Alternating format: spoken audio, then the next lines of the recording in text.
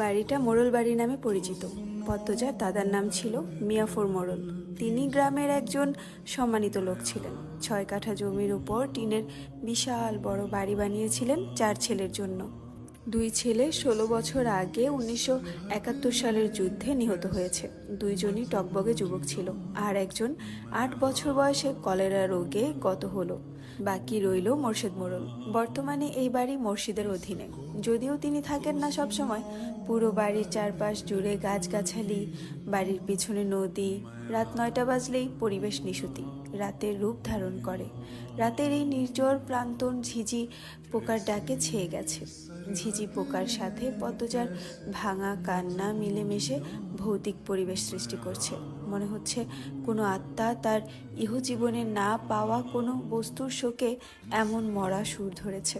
হেমলতা পদ্মজাকে টেনে পাশে বসান। পদ্মজা ডান হাতের উল্টো পাশ দিয়ে চোখের জল মুছে হেমলতাকে বলল, মামা সৌদিতে যাওয়ার আগের দিন আমাদের সবার দাওয়াত ছিল না নানা বাড়ি? খালামণি, ভাই বোনেরা এসেছিল। সেদিন ঢাকা থেকে যাত্রার লোক আসছিল স্কুলে, মনে আছে আম্মা? আছে। উঠোনে ধপ করে একটা আওয়াজ হয়। হেমলতা পদ্মজা কেঁপে উঠল। পূর্ণা প্রেমা দরজায় কান পেতে রেখেছিল মা বোনের কথা শুনতে। হুট করে কিছু পড়ে যাওয়ার আওয়াজ হওয়াতে দুজন ভয় পেয়ে যায়। দরজা ঠেলে হুড়মুড়িয়ে রুমে ঢুকে পড়ে। হেমলতা বড় মেয়ের সাথে গোপনে বৈঠক ভেঙে দ্রুত পায়ে বারান্দায় এসে দাঁড়ান। উঠানে বিদ্যুৎ নেই, হারিকেন জ্বালান। পিছনে 3 মেয়ে এসে দাঁড়িয়েছে। একজন মায়ের 3 মেয়ে নিয়ে একা এত বড় বাড়িতে বাস করাও যুদ্ধ বটে। হেমলতা গলা উঁচিয়ে প্রশ্ন করলেন, কে কে ওখানে? আমি। চিরপরিচিত এই কণ্ঠ চিনতে হেমলতার বিড়ম্বনা হলো না। তিনি ব্যস্ত পায়ে উঠানে নেমে আসেন। গেটের পাশে মোর্শেদ মোড়ল পড়ে রয়েছেন। গায়ে চাদর, হাপড়ের মতো বুক উঠানামা করছে তার, যেন দম ফুরিয়ে যাচ্ছে। হেমলতা 2 হাতে মোর্শেদকে আঁকড়ে ধরলেন। পদ্মজা পূর্ণা দৌড়ে আসে। মোর্শেদের এমফাইসিমা রোগ আছে। এই রোগের অল্প চলাফেরাতেই শ্বাসকষ্ট উপক্রম হয় এবং দম ফুরিয়ে যায়। শ্বাস নেবার সময় গলার শিরা ভরে যায়। 3 মা মেয়ে মোর্শেদকে ধরে রুমে নিয়ে আসে।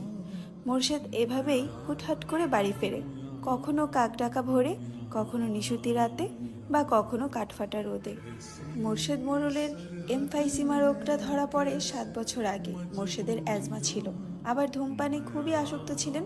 ফলে ফুসফুসের এই রোগটি খুব দ্রুত আক্রমণ করে বসে। মোর্শেদ খানিকটা সুস্থ হয়ে রাত 1টার দিকে ঘুমালেন। পূর্ণা প্রেমা রুমে গিয়ে শুয়ে পড়েছে। পদ্মজা বারান্দার রুমে ঝিম মেরে বসে আছেন। জানালার বাইরে চোখের দৃষ্টি, জ্যোৎস্না গলে পড়ছে। কি সুন্দর দৃশ্য। পদ্মজার মন বলছে মা আসবে তার খোঁজে। পুরোটা